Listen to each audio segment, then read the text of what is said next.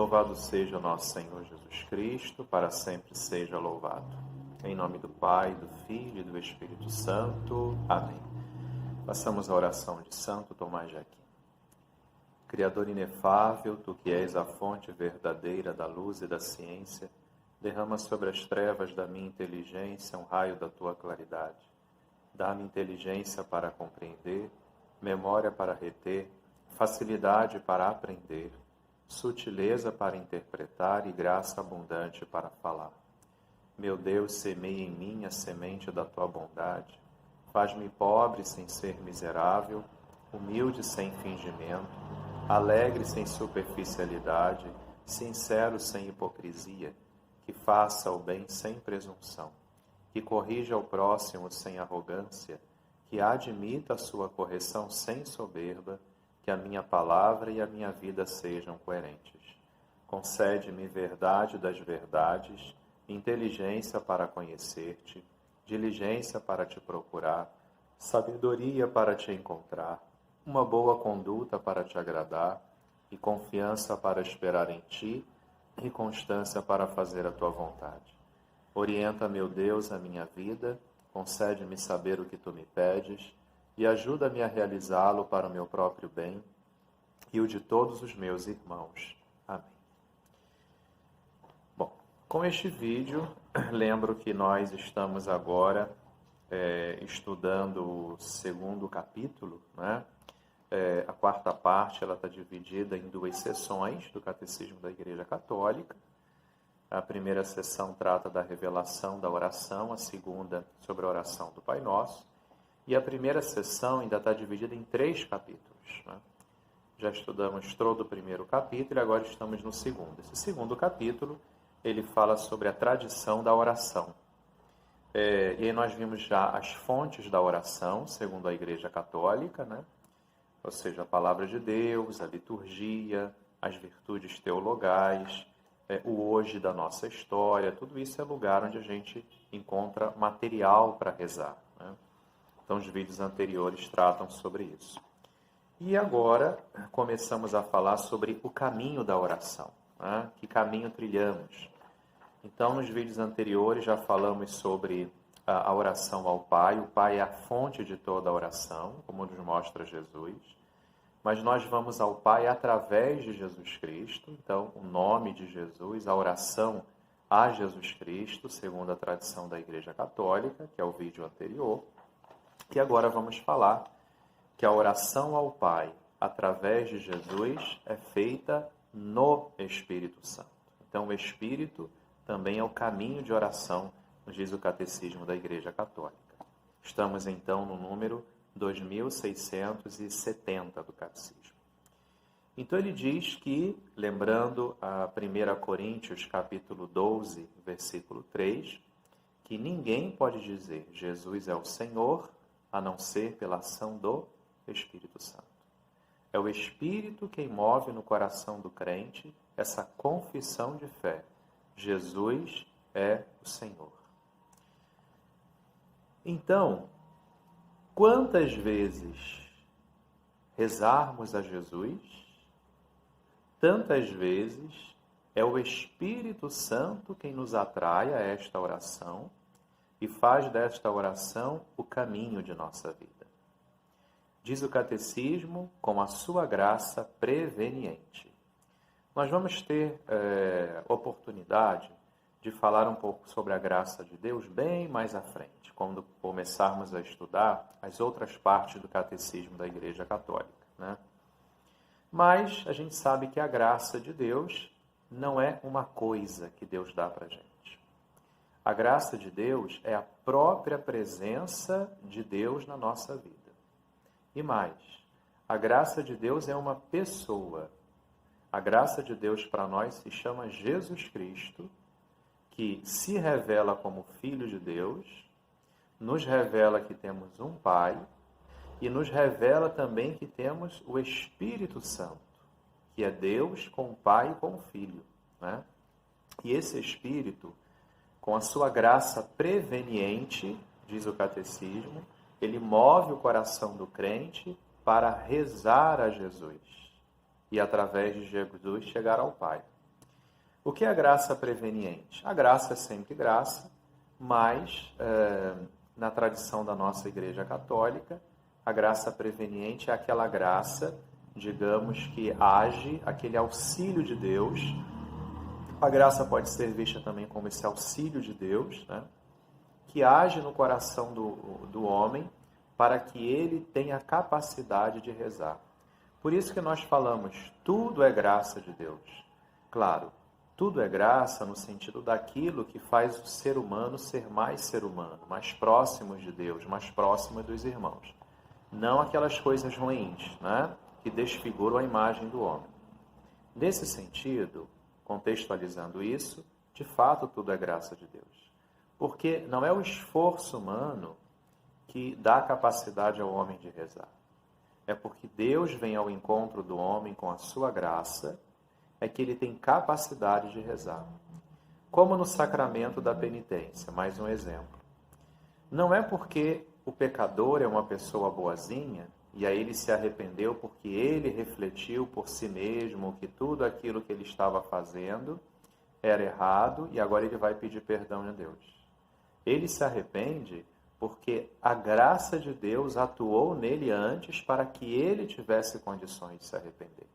Então, essa graça que nos prepara para uma mudança de vida, antes mesmo que nós peçamos, no nosso arrependimento, antes mesmo que pensemos em rezar, é a ação de Deus. Então, a gente chama isso de graça preveniente. Por isso que o Catecismo fala que quando começamos a rezar a Jesus, na verdade é o Espírito Santo que já trabalhou no nosso coração com antecedência, com a sua graça preveniente, e nos deu essa capacidade de trilhar esse caminho de oração. A Igreja, então, nos convida constantemente a implorar o Espírito Santo todos os dias, especialmente no princípio e no fim de qualquer ato importante, porque o Espírito é aquele que nos coloca em sintonia com a vontade de Deus. Clamar o Espírito Santo. E nós fazemos isso, né? Na maioria das nossas reuniões de pastorais, nós sempre fazemos uma oração ao Espírito Santo, porque o Catecismo nos lembra, né? Que a oração ao Espírito Santo é aquele que nos coloca em sintonia com Deus. Sendo Ele Deus, nos coloca em sintonia com o Pai, o Filho e Ele mesmo.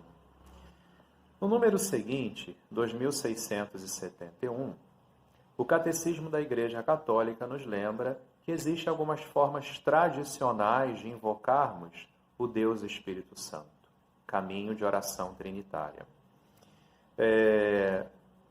A forma tradicional é a gente pedir o Espírito, quer dizer, é invocar o Pai por Cristo, que é o nosso Senhor, para que nos dê o Espírito Consolador, né? A Sagrada Escritura nos lembra disso. O Pai é sempre a fonte de todas as coisas, né? Jesus nos lembrou isso na sua vida, na sua catequese, no anúncio do Reino de Deus. O Pai é o absoluto, é o único absoluto, né? Então, a forma tradicional é você invocar ao Pai por Cristo, né? Que o Pai e o Cristo nos dê o seu Espírito, porque Deus é a fonte, é o Espírito do Pai, né? Mas o próprio Jesus insiste, diz aqui o Catecismo, que nesta petição, em seu nome, no nome de Jesus, no próprio momento em que promete o dom do Espírito de verdade, que nós lembremos que Ele nos prometeu no dia de Pentecostes que nos daria sempre o Espírito de verdade que nos relembraria todas as coisas.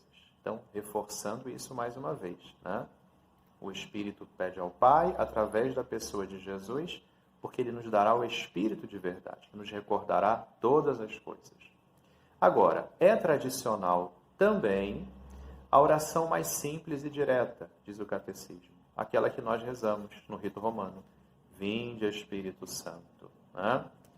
Cada tradição litúrgica traz o seu jeito de invocar o Espírito. Eu já falei disso em alguns vídeos anteriores, né? Quando a gente fala de tradição litúrgica, nós temos uma variedade grande dentro da nossa Igreja Católica, ritos, né?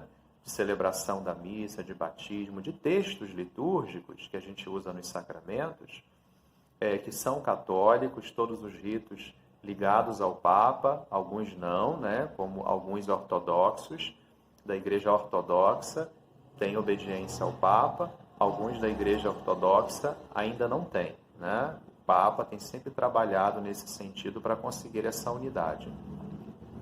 Então, o catecismo traz nesse número que estamos estudando, por exemplo, no rito romano, que é aquele rito que nós celebramos a missa e os sacramentos do mundo ocidental. A antífona, né, o jeito próprio de os hinos ao Espírito Santo falam: Vinde, Espírito Santo, enchei os corações dos vossos fiéis e acendei neles o fogo do vosso amor. Mas nós temos, por exemplo, o rito bizantino, né, do Oriente, que já invoca o Espírito Santo mais ou menos nessa estrutura. Rei celeste, Espírito Consolador, Espírito da verdade, presente em toda parte, em tudo enchendo, tesouro de todo bem e fonte da vida. Vem, habita em nós, purifica-nos, salva-nos, tu que és bom. É uma outra antífona que eles trazem de memória, como nós trazemos no rito romano. Então a gente vê essa riqueza. E finalizando esse momento, falando do Espírito Santo, caminho de oração, o Catecismo, no número 2672, ele lembra que o Espírito Santo, olha que conceito bonito, ele é o mestre interior da oração cristã. De fato, é o Espírito que nos move. Interiormente, ele nos move para que nos tornamos verdadeiros homens e mulheres orantes. Esse mesmo Espírito Santo nos mostra que há tantos caminhos na oração como orantes. Não há só um jeito de rezar. Cada um vai encontrar o seu jeito. É verdade que nós já estudamos há vídeos anteriores aquelas orações que vêm da tradição da nossa igreja, de ação de graça, de petição, de louvor. Mas o jeito de se relacionar com Deus, a oração é esse diálogo com Deus, quantos são os orantes, tantos são os caminhos de oração. Cada um vai encontrar o seu caminho nesse mundo de oração, né? E, mesmo que sejam diversos os caminhos de oração, é o mesmo Espírito que age em todos e com todos. Daí a unidade. A unidade não está no jeito em que rezamos, mas a unidade está no fundamento da oração. É o mesmo Espírito que suscita a oração no coração dos fiéis. É na comunhão do Espírito Santo, diz o Catecismo, que a oração cristã é oração na igreja, né? Então, se rezarmos no Espírito, vamos rezar sempre de acordo com a vontade de Deus. E rezando sempre de acordo com a vontade de Deus, a oração é sempre a oração feita na igreja, no seio da igreja, porque o Espírito nos leva a participar desse corpo de Cristo, que é a igreja. Coloquemos nossa vida nas mãos daquela que foi plenamente habitada pelo Espírito de Deus. Ave Maria, cheia de graça, o Senhor é convosco. Bendita sois vós entre as mulheres e bendito o fruto do vosso ventre, Jesus. Santa Maria, Mãe de Deus, rogai por nós, pecadores, agora e na hora de nossa morte. Amém. Jesus manso e humilde de coração, fazei o nosso coração semelhante ao vosso. Fiquem na paz de Deus.